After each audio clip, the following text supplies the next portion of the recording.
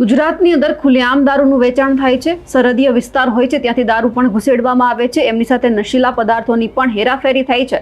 ત્યારે સવાલ હંમેશા વિપક્ષ ઉઠાવે છે કે આ કેમ બંધ નથી થતું। પણ આજે જો વિપક્ષની વાત કરીએ તો કોંગ્રેસના જે કિસાન કોંગ્રેસ મોરચાના જે ચેરમેન છે ઠાકરસિંહ રબારી, તેમની અટકાયત કરવામાં આવી છે અને પણ જ્યારે નશીલા પદાર્થ જ્યારે હેરફેર થતા હોય અને એમની સાથે એમને ઝડપી પાડવામાં આવ્યા છે અને એ પણ રાજસ્થાન પોલીસે તેમની અટકાયત કરી છે। નમસ્કાર, નિર્ભય ન્યૂઝ સાથે હું છું રિદ્ધિ।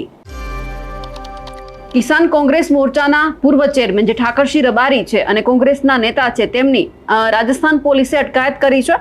ઠાકરસિંહ રબારીની રાજસ્થાની સ્વરૂપગંજ પોલીસે અટકાયત કરી। 3 કિલો અફીણના કેસમાં ઠાકરસિંહ રબારીની અટકાયત કરવામાં આવી છે।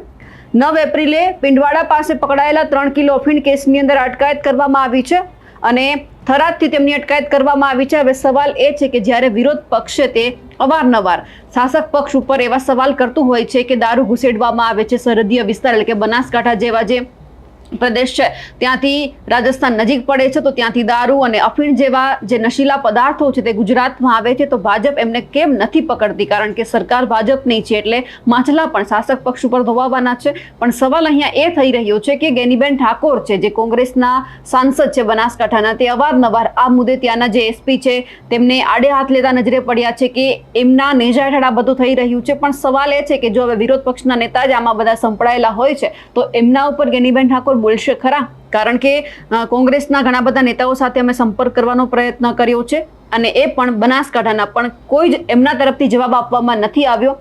જ્યારે આ બધું થાય છે ત્યારે સવાલ એ છે કે વિરોધ પક્ષની ભૂમિકા ભજવતા નેતાઓ કેમ આ બધામાં સંડોવાયેલા છે? તો એમના ઉપર શાસક પક્ષ જ્યારે સવાલ કરે છે તો એમને આકરા લાગે છે। પણ હવે જ્યારે ઠાકરસિંહ રબારીની અટકાયત કરવામાં આવી છે ત્યારે હવે એ જોવાનું છે કે રાજસ્થાન પોલીસ એમને ક્યારે છોડે છે। કારણ કે ગઈકાલની આ વાત છે, એમની અટકાયત કરી લેવામાં આવી હતી 9 તારીખે જે અફીણ પકડાયું હતું એ જ કેસના સંદર્ભમાં થરાદથી તેમની અટકાયત થઈ હતી।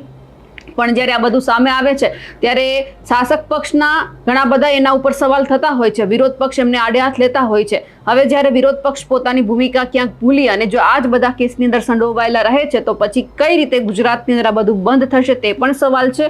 કારણ કે જે ઠાકરસિંહ રબારી છે તેમની અટકાયત કરવામાં આવી એટલે કોંગ્રેસ માટે પણ ક્યાંક અત્યારે આઘાતજનક છે। એટલા માટે પણ કોંગ્રેસના નેતાઓ સાથે કોઈ વાતચીત નથી થઈ શકી। કારણ કે જ્યારે અટકાયત કરવામાં આવી છે ગુજરાત પોલીસ દ્વારા જો અટકાયત કરવામાં આવી હોત તો ક્યાંકથી ઘણા બધા લોકો જેમના નિવેદન સામે આવ્યા હોત, પણ અત્યારે તેમની અટકાયત છે તે રાજસ્થાન પોલીસ દ્વારા કરવામાં આવી છે। હવે આવનાર સમયમાં ઠાકરસિંહ રબારીની રાજસ્થાન પોલીસ ક્યારે છોડે છે તે જોવાનું રહ્યું। અમારા અહેવાલને લઈને આપનું શું કહેવું છે કમેન્ટ કરીને ચોક્કસથી જણાવજો। સાથે જ અમારી નિર્ભય ન્યૂઝ ચેનલને લાઇક, શેર અને સબસ્ક્રાઇબ કરવાનું ભૂલશો નહીં। નમસ્કાર।